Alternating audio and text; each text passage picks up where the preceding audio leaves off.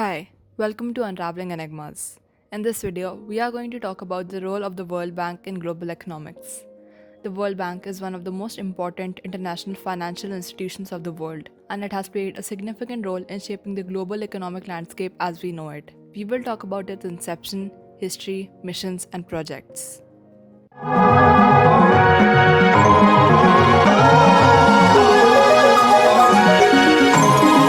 In the sun.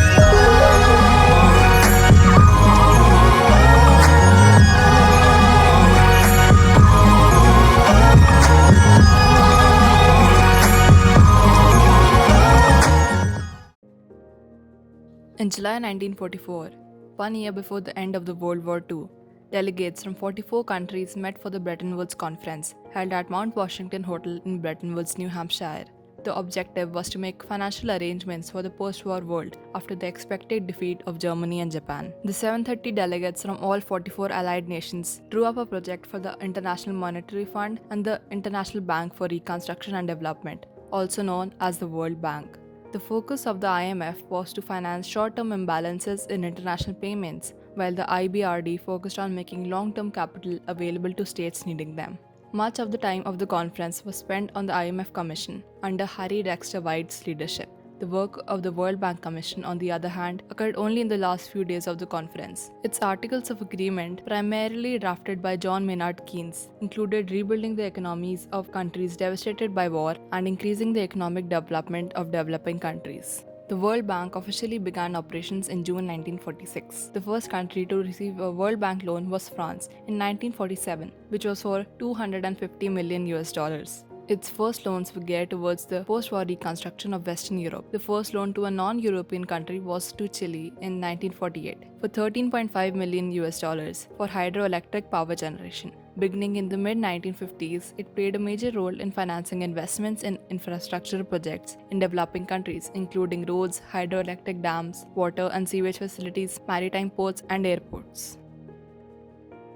By the 1970s, over 40% of people in developing countries lived in absolute poverty. In response, the World Bank's projects aimed to help the poor directly. Lending to member countries increased 12-fold between 1968 and 1981 and expanded into new sectors: environment, rural development, water, sanitation, education, and others. The 1980s and 90s brought additional challenges related to oil shocks, debt crisis, and environmentalism, and the bank reacted by bringing new skills and safeguards into its work, as well as structural adjustment. During the late 1990s, the World Bank moved back into areas of conflict prevention, post-conflict reconstruction, and assistance for countries to redirect their economies after major political change. The mid-2000s ushered in the idea of World Bank as a knowledge institution, and by 2010, the Open Agenda guided the World Bank to a more transparent approach to development. The World Bank moved into the new century, emphasizing community-driven development and aid coordination, working to safeguard vulnerable groups and mitigating the impact of climate change. The World Bank, headquartered in Washington, D.C., serves as the primary financial aid provider to developing countries. It provides technical assistance and policy advice and acts as a supervisor on behalf of international creditors to ensure the implementation of free market reforms.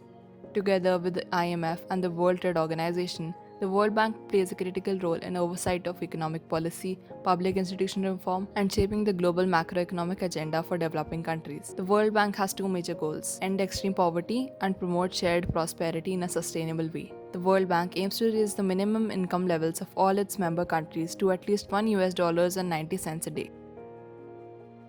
Over time, the World Bank has modified its methods and strategies to meet the changing demands of developing countries. As a result, it has evolved into the World Bank Group, which encompasses five interconnected organizations that focus on distinct areas of development. The first, International Bank for Reconstruction and Development (IBRD), provides loans at market interest rate to middle-income developing countries and lower-income countries deemed credit-worthy.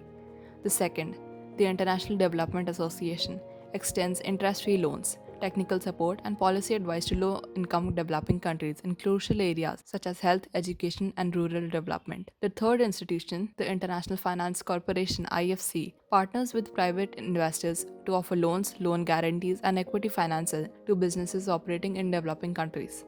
The fourth entity is Multilateral Investment Guarantee Agency, which provides loan guarantees and insurance to foreign investors against non commercial risks in developing countries. The fifth and the last is the International Center for Settlement of Investment Disputes, operating independently of the IBRD. It resolves investment disputes through conciliation or arbitration between foreign investors and the host developing countries. The term World Bank refers only to IBRD and IDA. Let's talk about a few of its projects. Access to reliable, affordable, and sustainable energy is crucial for the development of countries.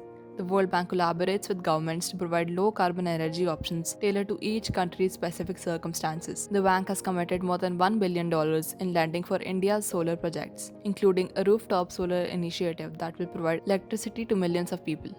Creating attractive markets that can draw investment requires reducing risk to investors across macroeconomics, business, and financial dimensions. In the Arab Republic of Egypt, the World Bank has supported a reform program through a series of development policy loans to help the country recover from a downturn in investment.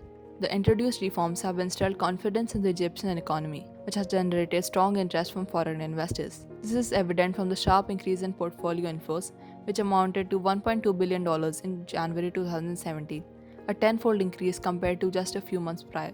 Transportation enables people, goods, and ideas to move around the world, providing access to economic opportunities such as jobs and promoting social inclusion. In Dar es Salaam, Tanzania, the World Bank is supporting the expansion of the city's bus rapid transit system. The system's first phase has already reduced travel time and cost for commuters, saving them up to 90 minutes a day. Now the question is, where does the World Bank get the money to finance its projects? The IBRD finances its development projects by accessing the world's capital markets. Some of their projects are also co-financed with governments, other multilateral institutions, commercial banks, export credit agencies, and private sector investors. And in the case of International Development Association, financial contributions from wealthier member countries are utilized. A frequent critique of the World Bank is its governance structure, which is dominated by economically powerful countries that also provide most of the institution's funding. Although the World Bank represents 188 countries, a small number of countries choose the bank's leadership and senior management, and their interests are prioritized. Critics also argue that its promotion of business friendly policies may prioritize the interests of corporations and wealthy individuals over those of the poorest people in the countries it lends to.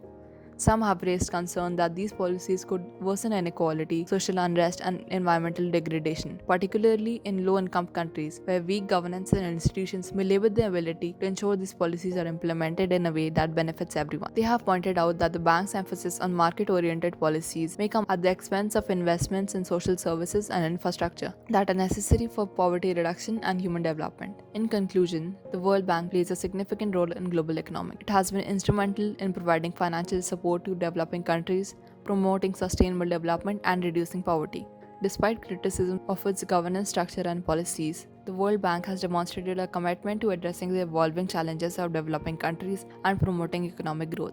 As we look into the future, it is essential to recognize the importance of the World Bank's work and to support its effort in achieving its mission. Thank you for watching, and if you find this video informative, please like and comment below. Don't forget to subscribe to our channel and hit the bell icon to stay updated on our latest videos.